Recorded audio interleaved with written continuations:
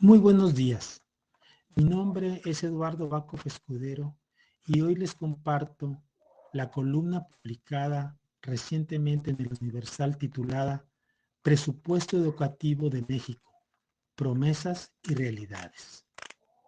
En mi artículo anterior comenté que para que la educación mexicana pueda resolver tres de sus grandes problemas, falta de cobertura, abandono escolar y pobre aprendizaje, debe empezar por destinar el presupuesto comprometido internacional y nacionalmente.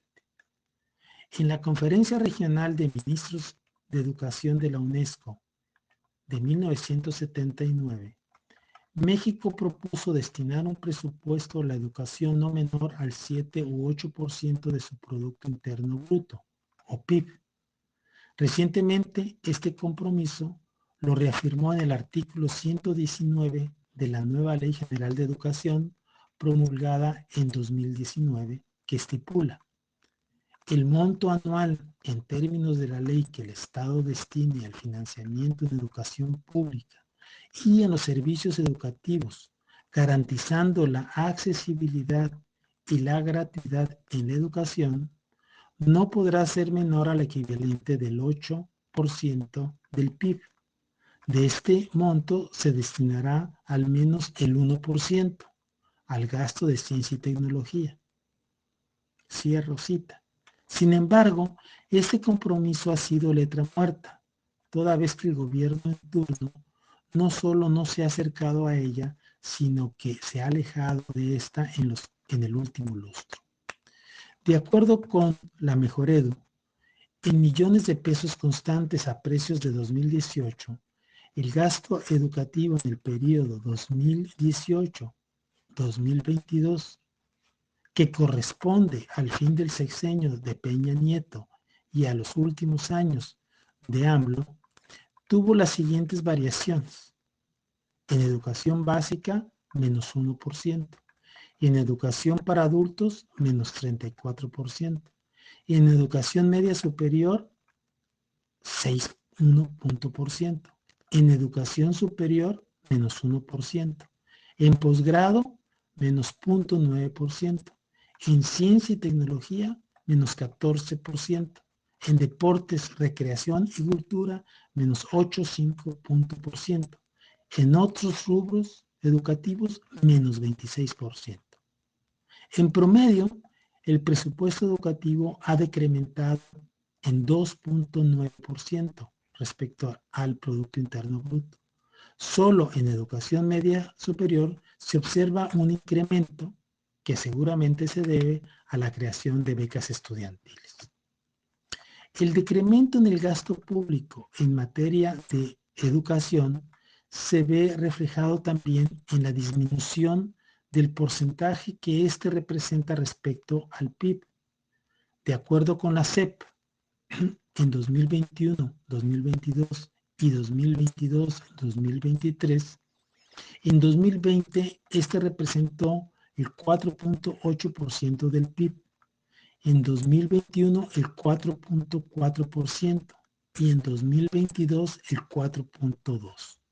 Esta disminución del gasto educativo contrasta con el incremento del gasto privado en educación en los mismos años, que fue del 1,1%, del 1,4% y del 1,5% respectivamente. Las cifras anteriores confirman dos cosas. Uno, México está lejos de invertir el 8% de su Producto Interno Bruto en educación. Y dos, en este sexenio, en vez de incrementar, se ha reducido el gasto público en materia educativa.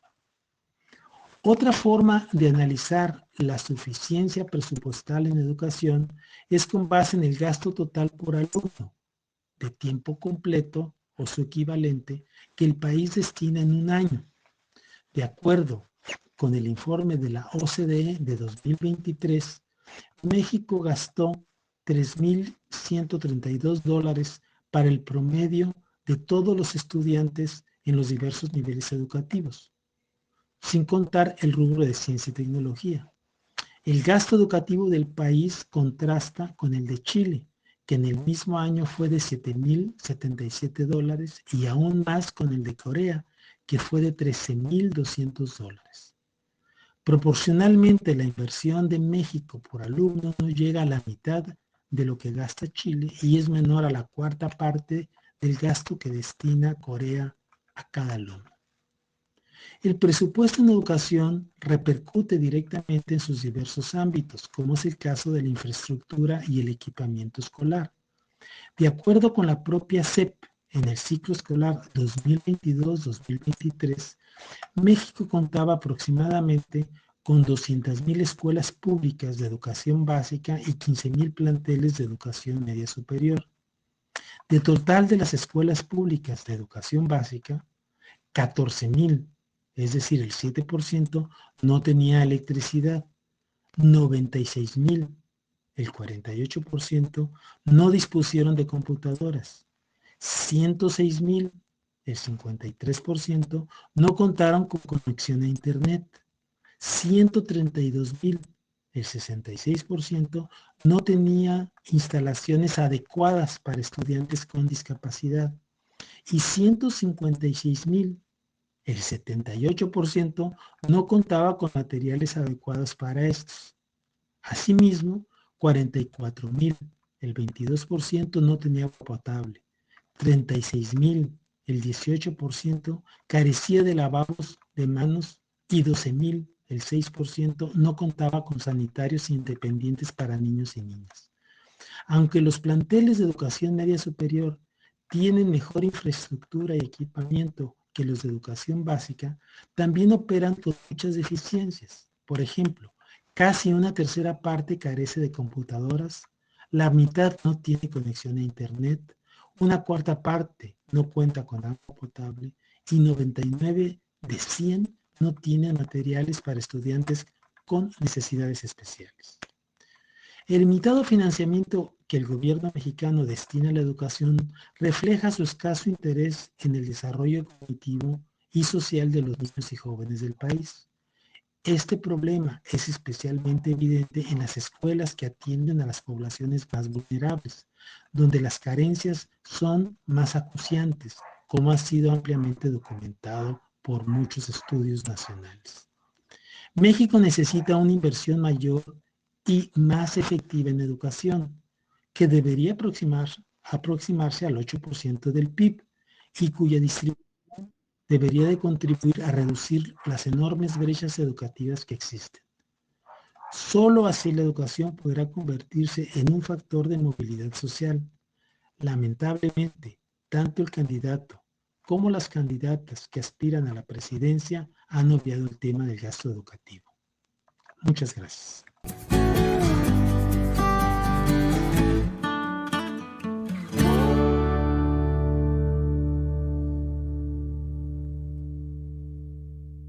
Recuerda que puedes escuchar esta y otras columnas de opinión en comentariodeldia.com, en las plataformas de Spotify, Apple Podcasts, Google o Amazon, y por supuesto no se te olvide seguir a @comentariodd en Twitter, Instagram y Telegram y a @comentariodeldia en Facebook y YouTube.